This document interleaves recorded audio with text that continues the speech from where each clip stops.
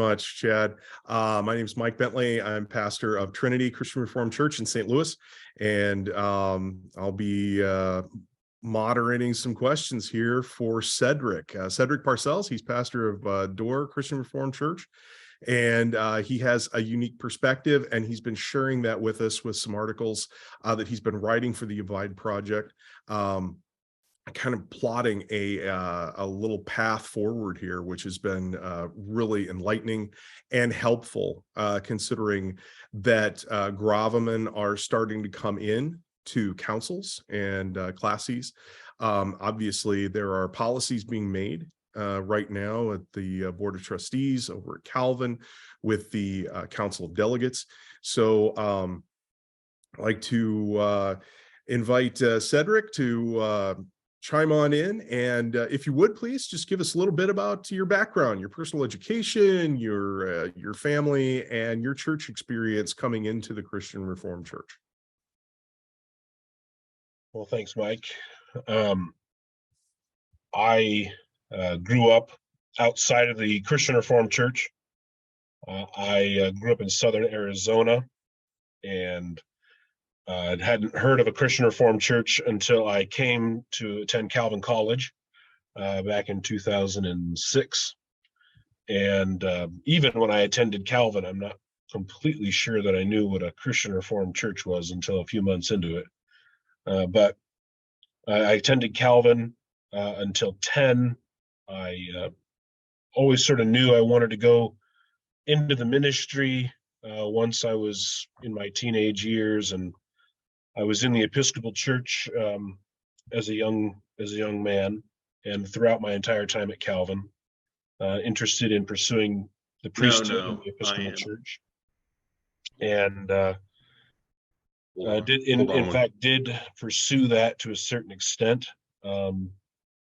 through the Diocese of Western Michigan, but my disagreements with the church became too pronounced, and I couldn't do that in good conscience. So I left the Episcopal Church after I graduated from Calvin, and I joined the Christian Reformed Church because, one, you're Calvin, that's part of it, and you sort of learn something of the culture. But my wife, she went to Aaron Vriesman's church, and so I guess you could call that some evangelism dating of sorts. So she sort of was the gateway drug into the Christian Reformed Church. And after that, we went to Princeton, New Jersey for 3 years, and I got to see a different side of things, a different perspective on what it means to be Reformed and how that all plays out in practice. And then we did I was one of the first cohorts to do the EPMC online. So I did my penance online. And after about 6 months or so, working for a company in West Michigan, I became the minister at Door. And I've been the minister at Door for almost 9 years now. And I have 3 daughters, and they're plenty of energy. Awesome. My wife as well was my gateway into the CRC, so I have a lot of similarities there. You're coming out of the Episcopal Church into the CRC. Obviously, you're dealing with some ecclesiastical comparisons there.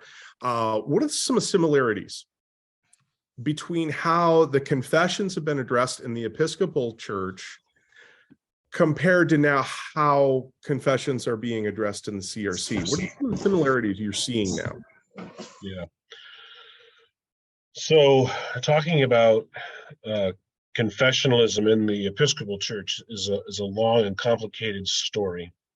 But I think the way to explain it is that currently the confessions are more or less ignored in the Episcopal Church. The Episcopal Church has what are called the 39 Articles of Religion. They were written more or less during the time of Elizabeth I, and they set out what is classically understood to be the faith of the Church of England. And to make a very long story short, what happened is near the end of the 1700s, there was a movement to basically what I would call dehistoricize the interpretation of them, so that you could read into them various opinions, so long as you could, technically say, well, this English word sort of means this in some context, so maybe we'll grant that and grant that an allowance for an interpretation. The result of that was, as I've said, once you've lost any agreed upon method for interpreting the document, it becomes a wax nose. And once it becomes a wax nose, no one pays any attention to it. Exactly right. And so my concern is that in the Christian Reformed Church, we're starting to head down a similar path. One of the things that drew me to the Christian Reformed Church was its commitment to confessionalism, a historic commitment to confessionalism. And I had seen that commitment at work in the lives of people like Aaron, but other people in the Christian Reformed Church as well. And so my concern is that we're starting to adopt some of the same approaches to the confessions, such as a dehistoricized way of reading them. Also, and that in turn is leading to our increasingly ignoring them.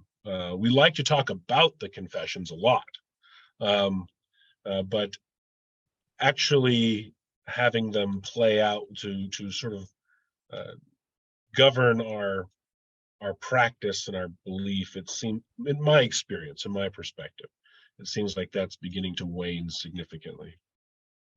So you've seen, and we've seen similar things being done in the Reformed Church of America in a way of looking at the confessions as a snapshot of what our Reformed faith was then, but a modern distancing. And so this can very much happen, to us CRC types. In seeing this kind of similarity in addressing what should be the three forms of unity, right? Not confessional and also creedal adherence. What do you consider to be the main problem the CRC is heading into in addressing our confessions? I think there are a number of levels. I think that fundamentally the problem is that we're entering into a place where there seems to be a lack of integrity on the part of people who are subscribing to our creeds and confessions, and that's important, I believe, for the Christian Reformed Church, in part because our subscription involves an oath taking, an implied oath taking. So it directly leads us into consideration of whether or not, as a denomination, we are beginning to permit, and even to a certain extent, not perhaps intentionally, but at least unintentionally, committing perjury, or violation of the third commandment. And I think that all that ultimately leads to a greater distrust among office bearers, and distrust among churches and classes. And once you have something like that, once that distrust and that suspicion is rooted enough in the denomination's way of living or mode of being, then what is it that holds us together, really? And it's sort of like some of the guys I listen to over who are still in the Anglican Church, they'll say we don't have ecumenical relations with the Diocese of Newark, New Jersey. We have interfaith relationships with the Diocese of Newark, New Jersey. So that's what is it that holds them together. I sort of said this in the last article. It's like, well, a common commitment to maintaining a very nice pension fund is what unites many people in the Episcopal Church. And I don't want to see the Christian Reformed Church go that way. So at root, it's an issue of integrity. I think we have to, if we're going to survive as a confessional denomination, we have to be willing to be honest and be willing to live in an honest way, to not live by lies, as the case might be. It's a nice book title reference there. Okay, so we're talking about integrity. We're talking about a very literal breach of commandments here, as far as looking what we subscribe to, and we've kind of seen this, especially in 2022 now, knowing everybody's had to sign the covenant for office bearers, but not really knowing if the person you're sitting next to or 5 rows down really understands that the same way you do anymore. And so there are these things now being thrown out there. I've seen them personally, these gravamen, gravamen. What's your preferred pronunciation, Cedric? And I was talking to my wife about this last night, because she was asking me about it for some odd reason. And I believe it's, my Latin professor would probably correct me, but I think it's gravamen. Okay. I think it's gravamen. We'll go with that then for the rest of the broadcast here. So the gravamen, there are confessional difficulty gravamen and confessional revision gravamen. Yeah. Can you kind of explain what is there a difference? How should these things be used? What are we talking about here? So this is the debate, right? This is sort of what we're getting into, is that there are 2 different approaches to these 2 different types of gravamen. So the denomination and Calvin College and some churches have adopted a view that confessional difficulty gravamen are a way that office bearers are allowed to take exception to certain elements or teachings, positions within our confessions. And from what I understand, having talked to others in the denominational office about this, some of these positions, besides the issue of the definition of unchastity, have included things like infant baptism, limited atonement, the doctrine of reprobation, things of this nature. And the idea is that this is a way for people to take exception to these doctrines and so somehow continue as members in good standing within the church and as office bearers. That's one way of understanding a confessional difficulty gravamen. On that view, there isn't so much disagreement about the second type of gravamen, confessional revision gravamen. We all agree that the purpose of that is to revise the confessions. The issue really comes down to whether or not the denominational approach to gravamen, the policies that are being enacted, are accurate. And what I have argued is that it's not, that a confessional difficulty gravamen is to be employed when an office bearer has come to the point where they are seriously doubting some element or some teaching of our confessions. And so in order to have integrity as an office bearer, they are to go to their council and they are to ask the council for help in resolving their doubts.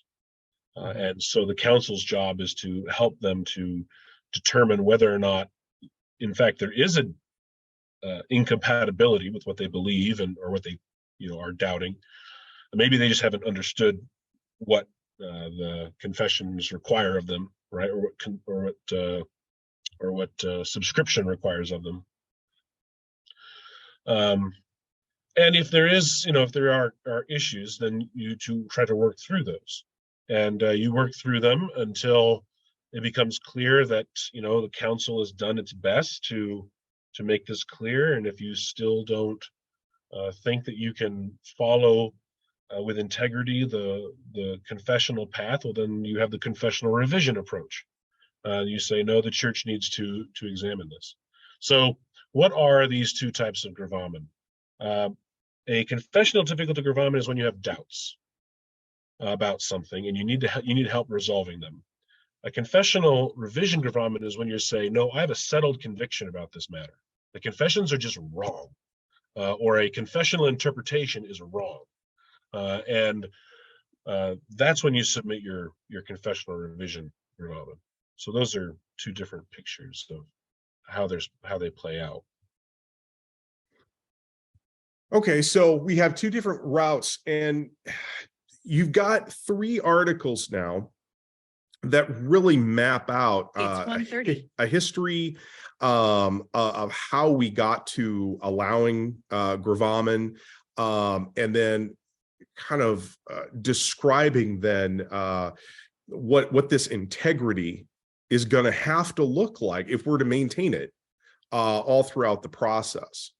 So your first article, Fact or Fiction, kind of lays out this idea of unconditional subscription and where we kind of came from in this. So the idea was never to say, well, here's an exemption from what we believe, but here's a pathway to shore up faithful office bearing within the CRC. Right. Yes. Okay. Yeah. So, our tradition is sort of unique among Reformed traditions in that we did not allow exceptions to be taken to our creeds and confessions. So if going back to the Synod of Dort, 1619, the form of subscription that was composed there, in which the Christian Reformed Church used until recently, it was intended to be, one author I read, used the expression watertight. They really wanted to make sure those Arminians, didn't have a way to get around it. And this is something that was unique for the Dutch Church, and we preserve that in the Christian Reformed Church from our very beginning.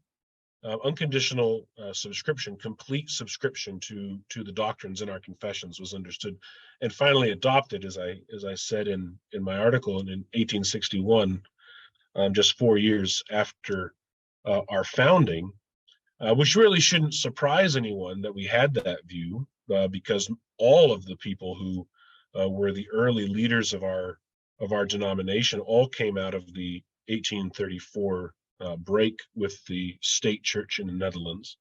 And one of the major issues at contention there was the form of subscription. What did it mean to subscribe to the confessions?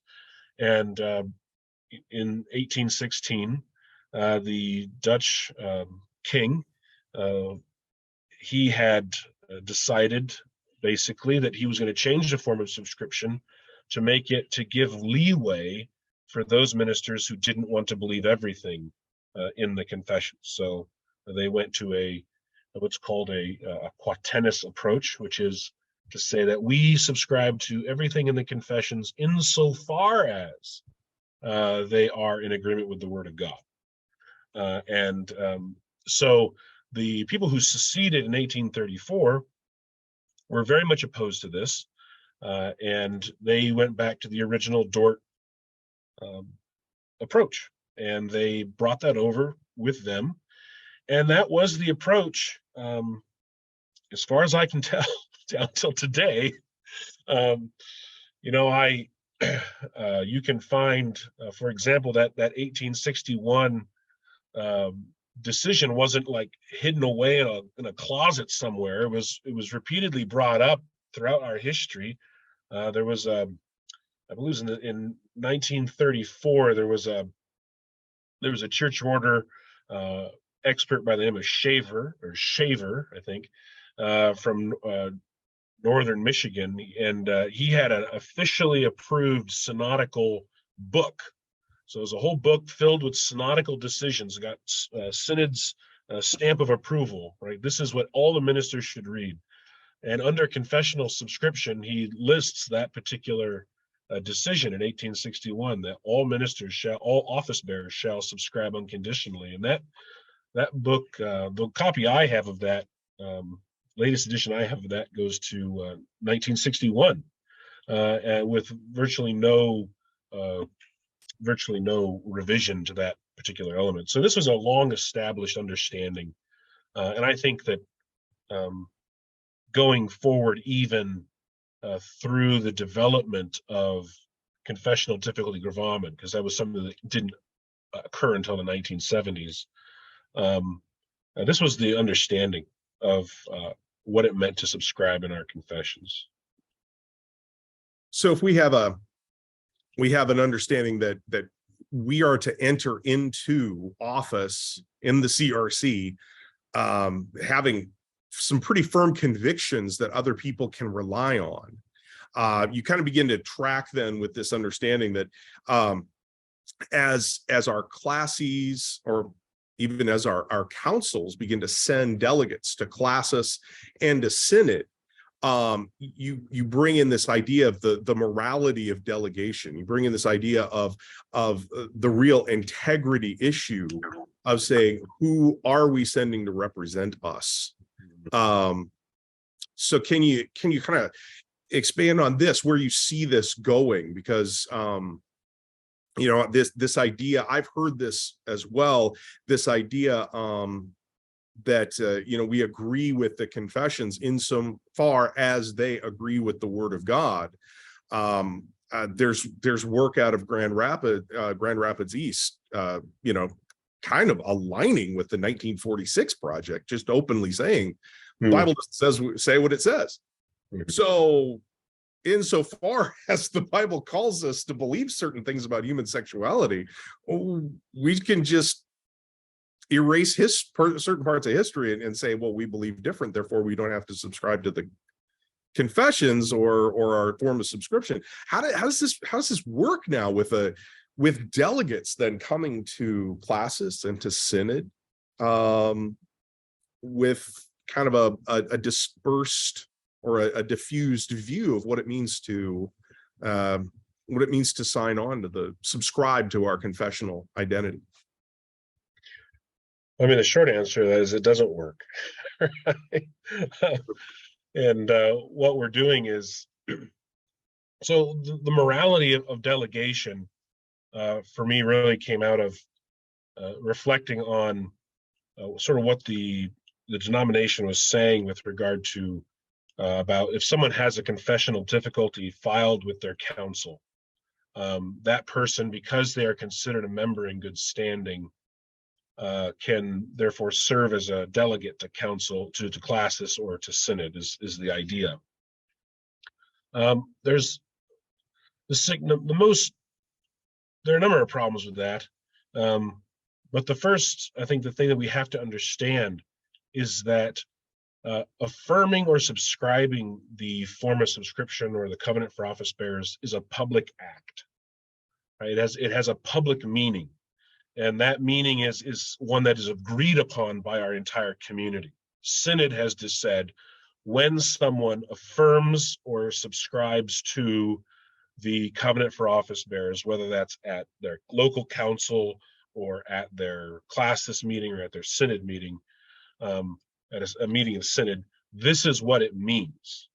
And what it means is the person affirming is saying that they agree with all of the doctrines contained in our confessions, right? So the problem that we have with, the problem I have at least, with the denominational office's approach to this is that it creates this situation where people are more or less lying.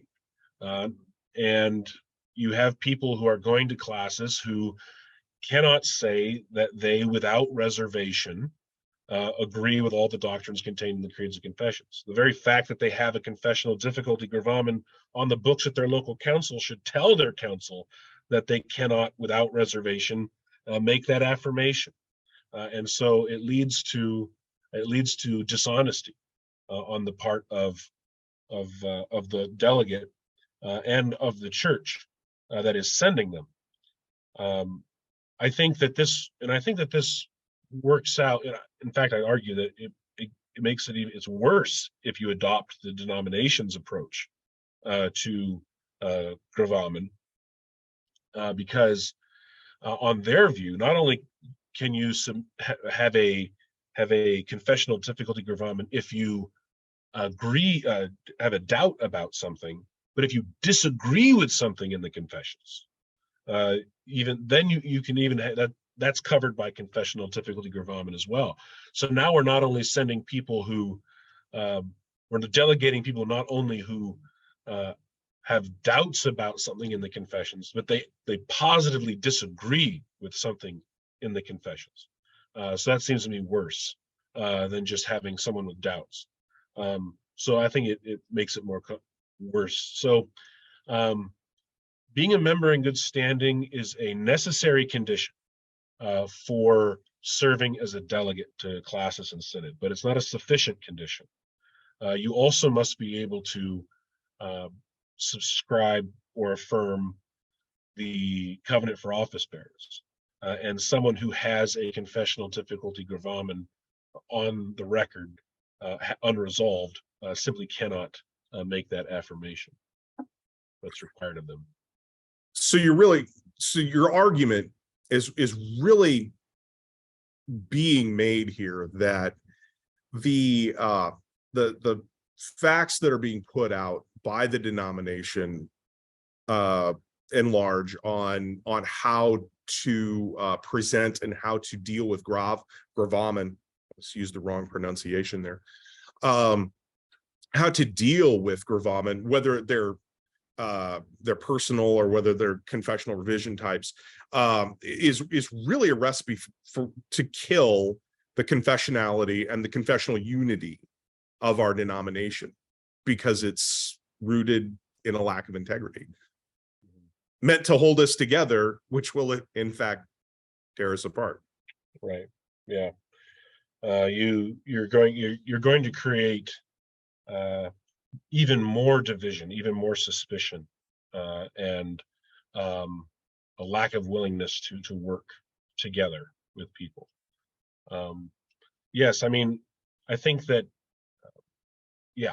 So yes, I agree with that. I mean, you are killing confessionalism in the Christian Reformed Church, not just by allowing this to. I mean, you don't know really what the person next to you at classes believes. Who knows what their council has decided to grant them an exception to. The council can grant them an exception, presumably, to any doctrine that's contained in the creeds and confessions. And furthermore, the church order says very explicitly that they're not to allow that to be discussed by the broader church.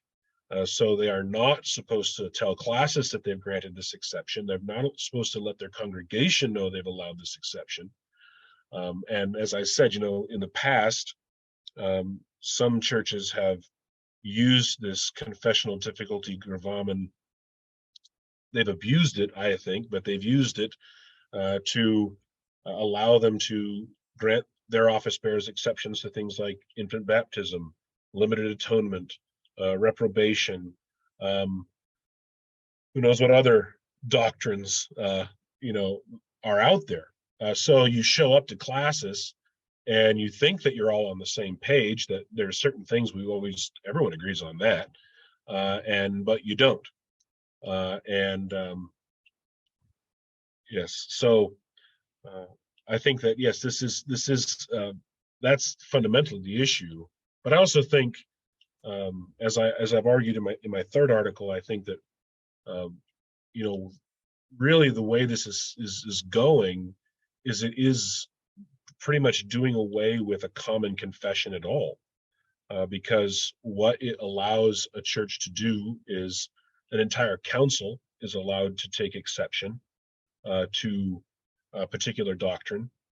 They don't have to tell anybody about it, and when it comes to now, the argument will be in response, well, yes, maybe they'll do that, but ordinarily, what people will do is they'll say, well, you can't teach or advocate contrary to the doctrine that you've taken an exception to.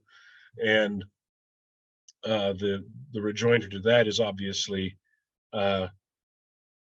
well, ordinarily, yes, but ordinarily we were supposed to have two services. And so I think that, but there's nothing in the church order that says that they can't simply say, we are going to take an exception to this, and we're going to allow ourselves to teach and to preach and to advocate the opposite position, or the position that we prefer, that's against the confessional one. And you're already seeing that taking place. I think All One Body, in one of their recent panel discussions that I was watching, pretty much admitted that was taking place within Classis Grand Rapids East. And if the denominational office's approach to confessional difficulty gravamen is accurate, I mean, technically the Classis and the council, the Classis and the Synod aren't allowed to do anything about these rogue churches, because they've been handled under a confessional difficulty gravamen. Broader assemblies are forbidden from intervening. They may not intervene in these kinds of cases. So it seems to me that you're seeing not only a broadening suspicion and disunity among churches and classes and office bearers, but you're actually seeing the real-time deconstruction of a denomination that once was united around a common confession of faith and a common subscription to something that's held together by what? Dutch heritage? I don't know. I thought we were supposed to be burning the wooden shoes. But so where are we seeing this come out of then? We're looking at, is this buried deep within some sort of commentary by Henry de Moore? Is this coming out by Zach King? Where are we seeing this kind of these problematic kind of revisions of what gravamen are supposed to be? I think that I'm not 100% sure. It's as far as I can tell, the only quasi-official source that I've been able to find that has this type of spin on confessional difficulty gravamen is Professor de Moore. He's the only one that I've been able to track down. I think that, as I said, in the past, there have been some churches that have used confessional difficulty gravamen in this way. Now, I would argue to say, for example, have an office bearer who doesn't believe in infant baptism, they give him a pass on it or something like that. I don't know what Henry's views are or how he came to his conclusion, but I wonder whether or not he's just sort of baptized the behavior of certain churches and sort of decided for himself that that's an acceptable use of these things, because you're not going to find that understanding of confessional difficulty gravamen when these gravamen were created. Mm-hmm. If you go back to, this is part of the story I didn't tell, but we didn't have confessional difficulty gravamen until 1976 in the Christian Reformed Church. Before that, it was assumed that if you had a difficulty, it was going to be a confessional revision gravamen, what we would call today a confessional revision gravamen. And the story there basically is that this gentleman by the name of Dr. Harry Boer, he had some questions, and the result of Synod's processing those questions was the invention of this category of confessional difficulties. And in that case, when they said that his confessional difficulty was a confessional difficulty, the first ever confessional difficulty gravamen in the history of the church, they didn't then say to Dr. Boer, they didn't say, okay, now just don't go away and just don't teach anything contrary to what we believe here. They set up a committee, and they said, this committee is going to meet with you to help you deal with this. And so that's the understanding of confessional difficulty gravamen that came into being in 1976. It's been abused, I think, in the past, and maybe Henry's baptizing that in some way. But I don't think Zach King or anything like that is responsible for this. I think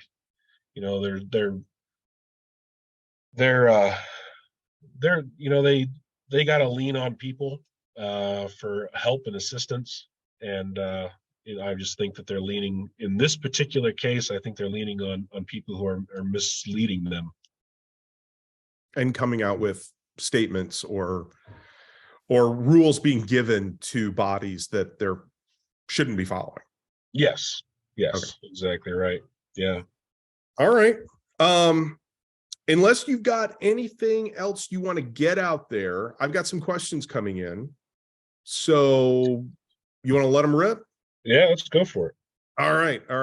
And taking something Curtis is asking along with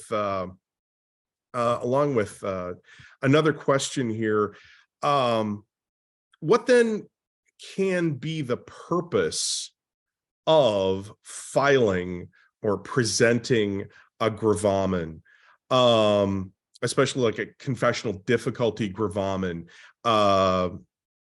If I'm trying to phrase this right. If it's in the church order and it's there, how can this be used properly? And are there any consequences then for filing one or presenting one to your council and then to classis or to synod? What would be the main use for one of these things?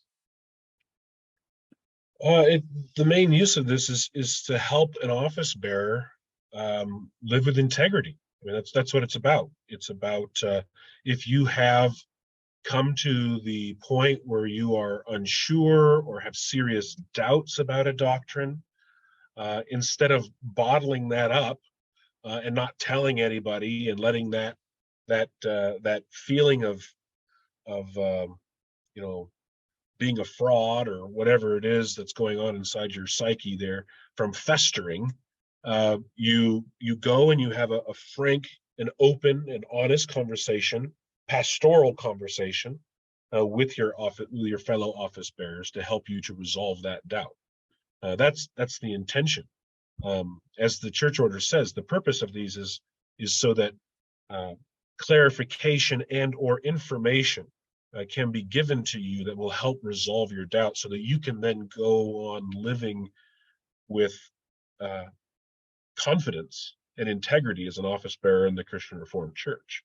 So are there any consequences?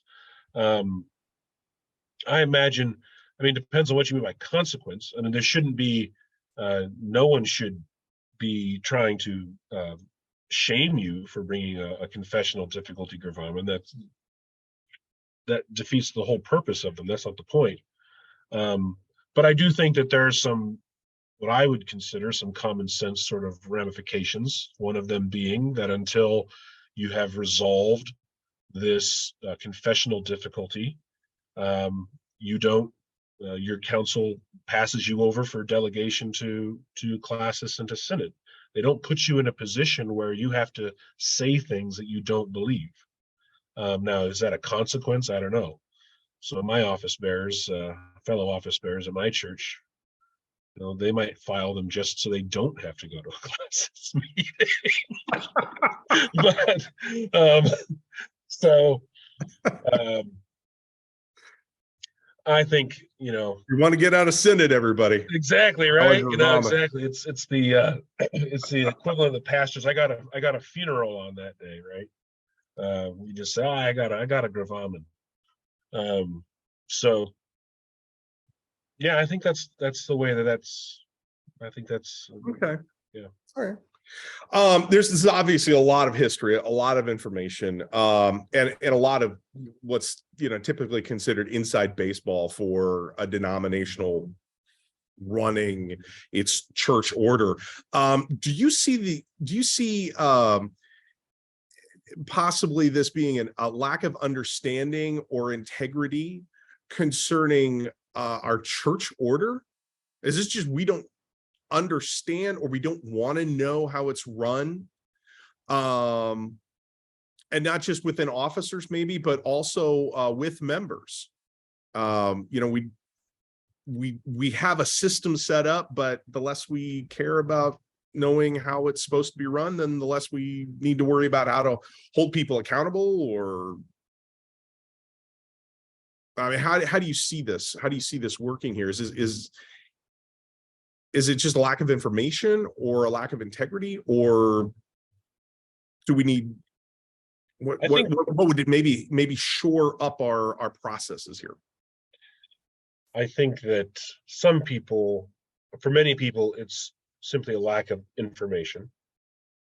I think for some people, there may be an element of politicking going on here. They know. I would argue they know what they should do, but they don't want to do it, because the cost of having to do what they know they ought to do is simply too high for them. I mean, we are talking about people's livelihoods and their relationships with the denomination, churches, and family members and things of that nature. And I think that kind of context, clearly, whether it's happening or not, clearly would be a situation where you get some motivated reasoning at work. You draw the conclusion you want to draw. You interpret it the way you want to interpret it. So I think Classis Toronto is one example of, well, depending on how you interpret their recent move at their Classis meeting, of not requiring people to stand for the covenant for office bearers, sort of gives the indication to me, at least, that there are enough people who aren't completely buying the denomination's line, right? They're a little afraid of standing up and saying, "Yep, I subscribe. I affirm the covenant for office bearers," even though the denomination's been trying to tell them, "Oh, don't worry about it. If you've got a gravamen on the books back at your council, you're fine." So I think there's a number of people are coming from different perspectives. So, and maybe this is something you can't entirely answer, but do you see this then as an attack on the integrity of the covenant for office bearers and the confessions by a back door that maybe wouldn't be entertained full-faced at synod? If a kind of reworking of ecclesiastical unity that a form of subscription provides, even though you were saying, well, they signed the form of subscription, or in case of Classis Toronto, well, we didn't even sign it, but we're all going to synod, so we're all unified. But we're really not. Yeah, it's an interesting thing. I mean, think of the incentive structure here. I mean, why would you why would you even have confessional revision gravamen at this point? Um, think about the consequence of if you have an entire council, right, that doesn't like something in the confessions or a confessional interpretation. Um, they could submit a confessional revision, in which case, they're going to be the center of attention for the next year or so. They're going to potentially receive synod censure in one form or another, and they could have a in loco committee, right, come in and talk to them, or they could simply say, you know what, we're just going to take an exception to this as a council and as a church, and we won't tell anybody about it. We don't have to tell anybody about it. And we can go on being Christian Reformed and going to all the parties, and things of that nature. So I do think it is. I'm not sure everyone who is going this route intends it to be an attack on the covenant for office bearers, or on our confessions, but in practice, it's um, well, both in theory and in practice, it is undermining them. Hmm. Um, and that's obviously a major concern then, especially for those of us that look on, broader evangelicalism, and we say, wow, it's really nice to have a confessional denomination Right. that can't just have these cowboy churches roaming around saying things. But really, it seems like that might be coming. Well, it's already there to a certain extent. Um, uh, the all one body panel that discussion I alluded to already has already said that there are 4 churches in Colossus Grand Rapids East who have already said that they are conscientious objectors to the confessional interpretation, and they will not be abiding by it in one way at all. We're already at the rodeo. So one of the questions that's come in, and it's seriously long because it quotes an excerpt from a website from the Road Church up in Calgary, but we've also seen broad statements of becoming affirming church or a safe space within Sherman Street or obviously Neeland Avenue. They've gone through the process. We've found that in discerning God's will for us, we now basically will not affirm our confessional identities regarding human sexuality, but this is where we are, and here's where God led us. And yet there seems to be a worry that classes, there's no action in classes. There's been no mention in the past year or two since these have started to really be documented as movements of churches. There's been no dealings from Synod or the Board of Trustees, or I'm sorry, the Council of Delegates. How are we not becoming a de facto local option denomination, and how do we avoid that? Well, I think if you adopt the approach to confessional difficulty gravamen that the denominational offices are proposing, then you are creating a local option confessional church. There's just no way around that. And the way to solve that is to reassert the what I will be bold enough to say is the proper understanding of how these were supposed to function. So, or you could, if you think that the way that 76, etc., sort of set all these things up, you think it needs to be tweaked. Maybe there's some other way you could do this in a more honest and an integral way, where the whole church gets to have a voice in one degree or another in how these gravamen are processed. confessional difficulty gravameter process.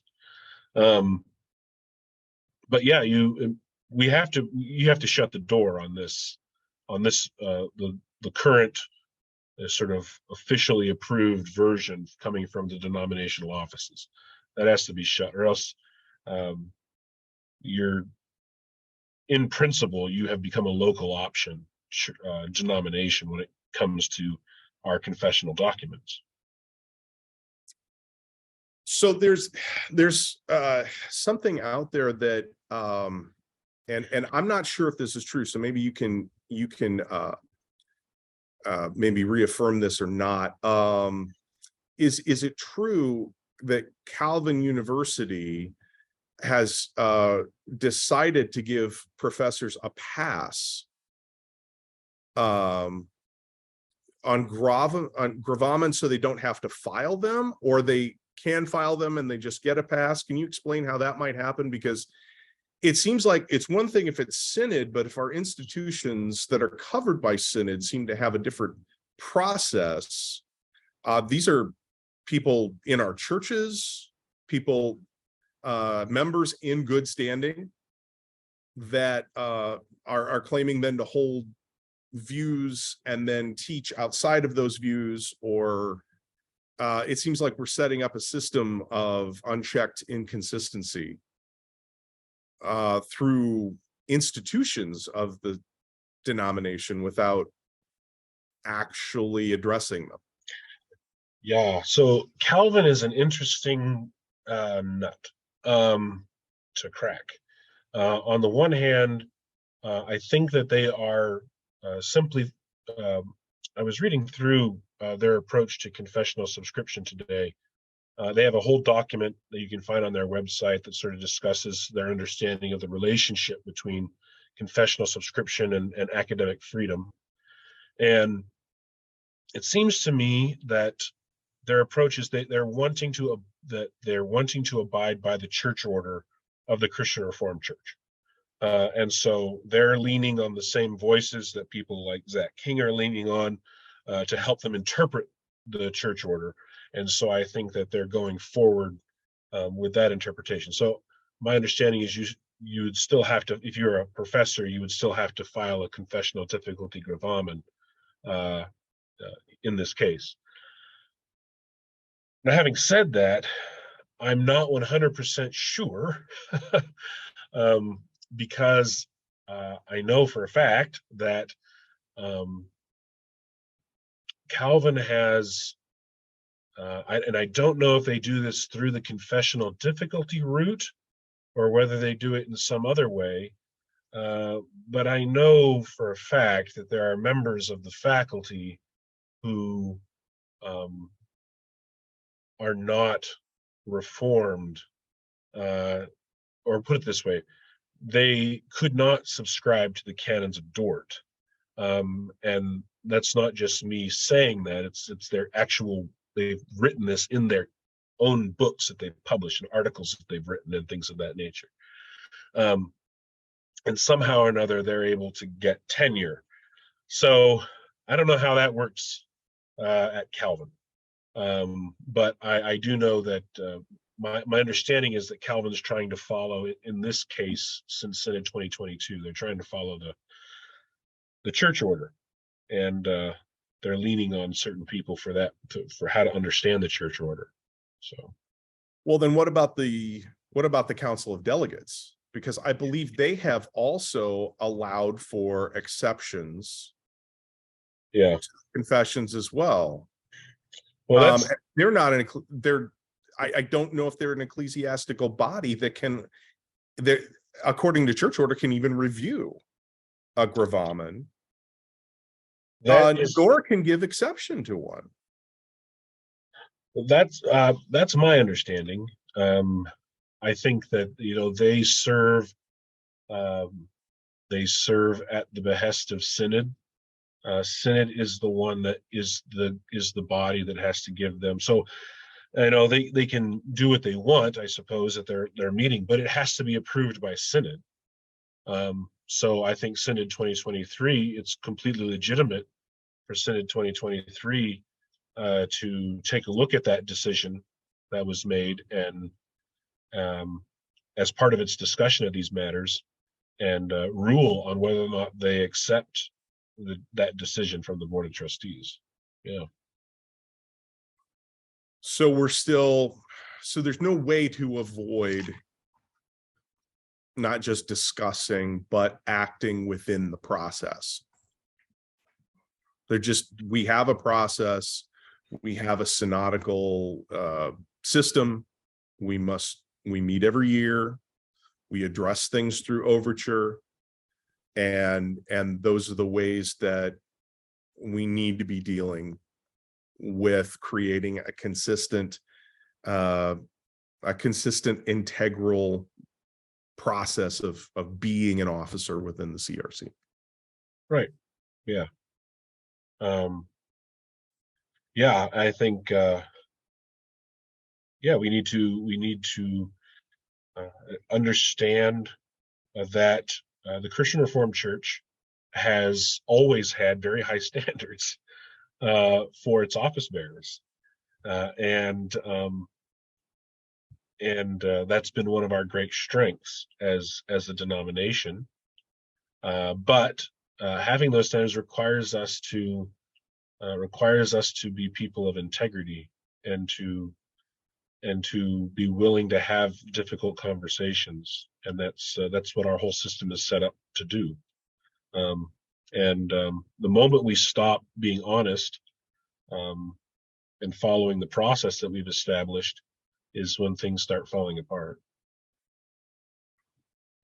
So again, that idea that some would say the conversation has over because of Synod 2022, it's not entirely true. We're still discussing things, we're still working through things, we're still dealing with people who have been having this discussion for 2,000 years or so, and we're still working it out for what it means for us here and now.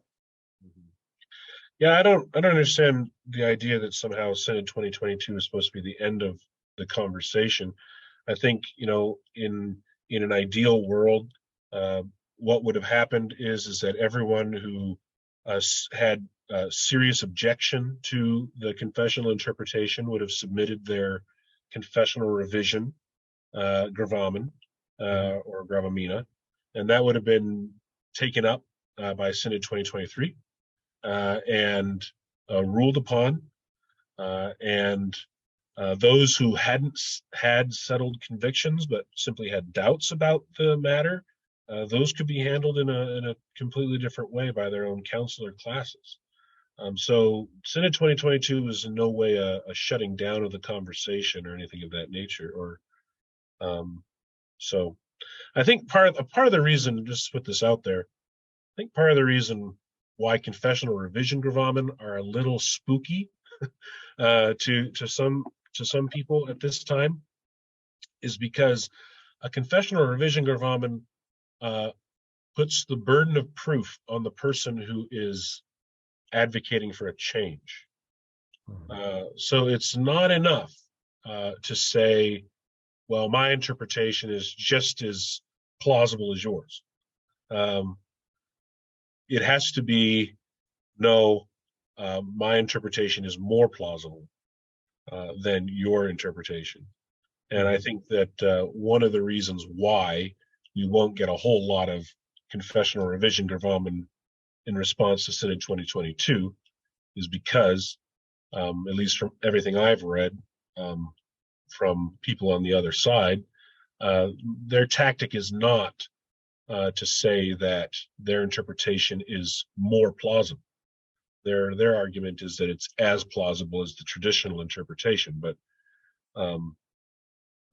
that becomes so if you're going to pursue the revision, you can't get anywhere, right? So you're really stuck with just the confessional difficulty route at that point. Does that make you see what I'm laying down there, Mike? I do, yeah. And maybe this comes down to a question here we're getting.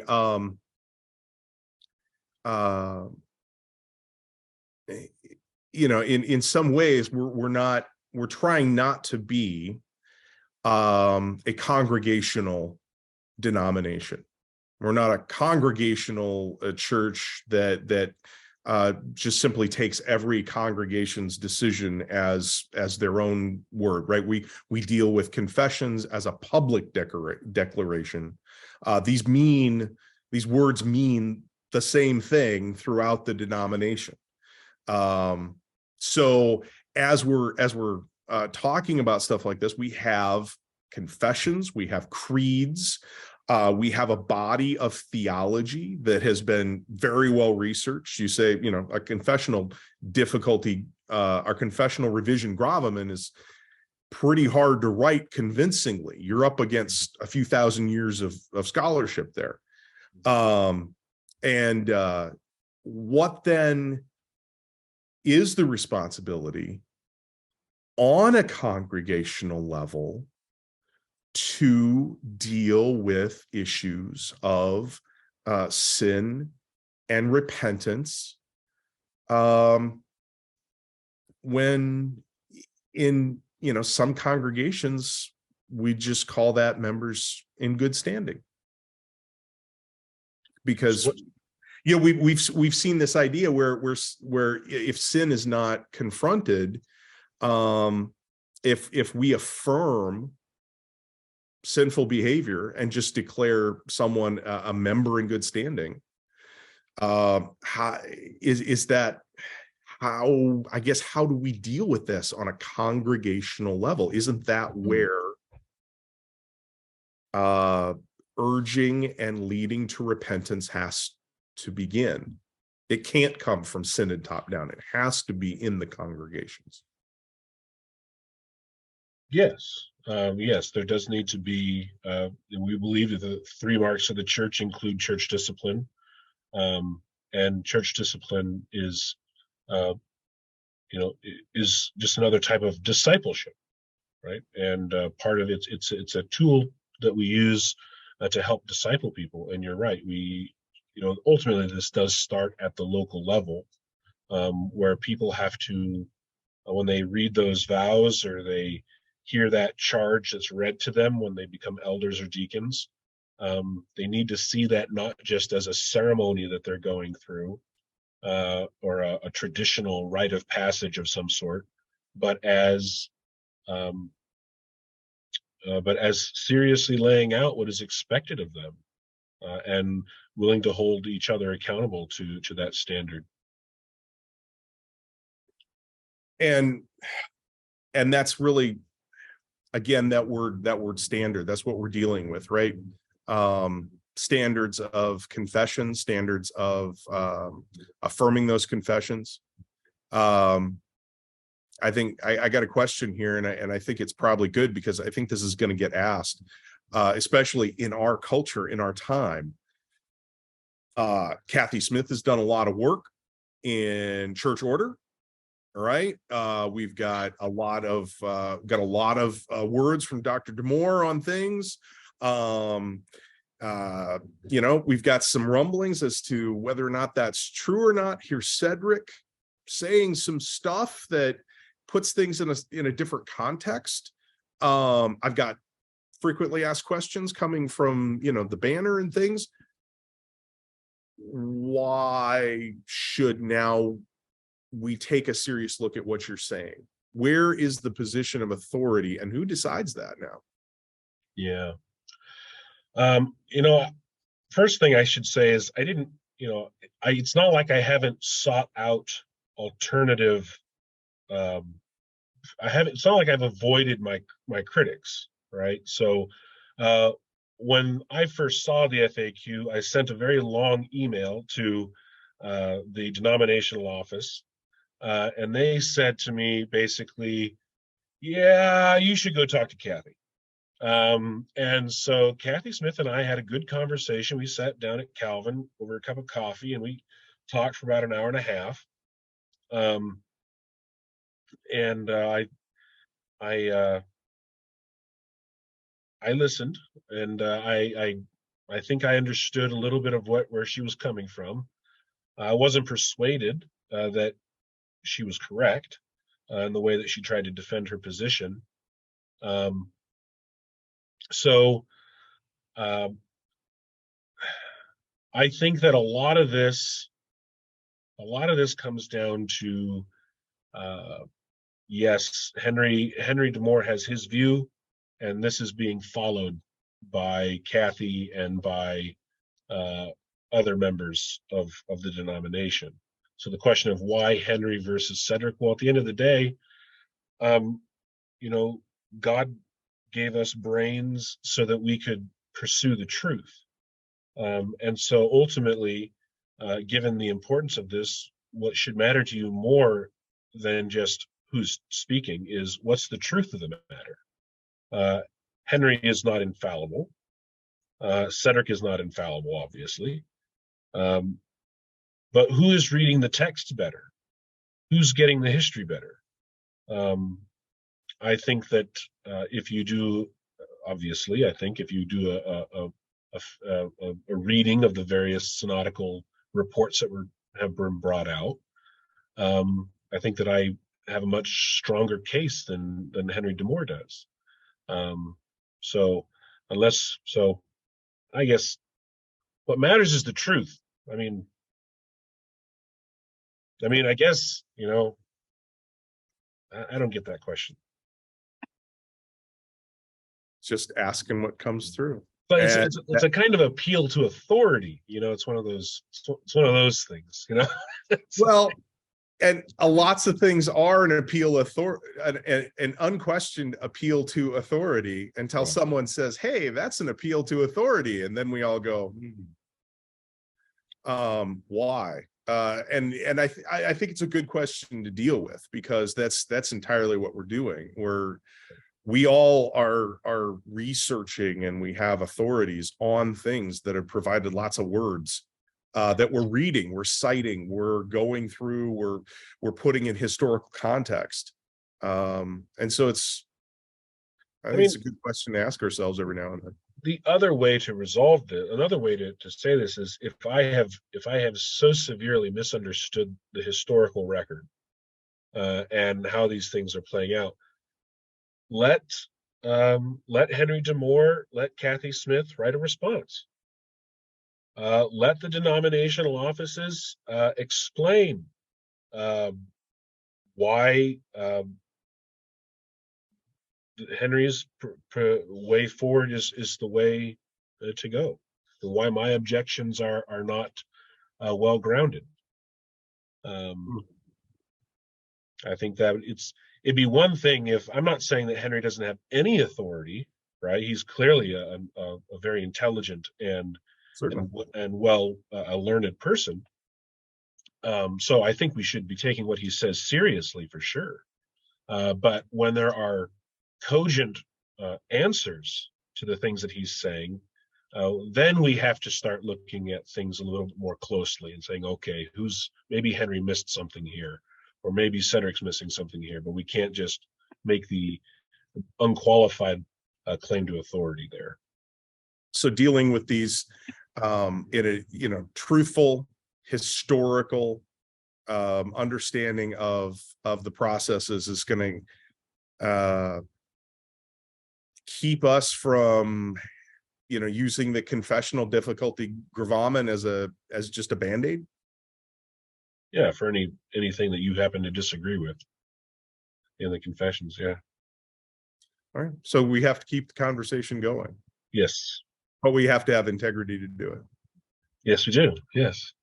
All right, that's pretty, it's sometimes harder than it sounds. It's got to be honest with ourselves. That's great.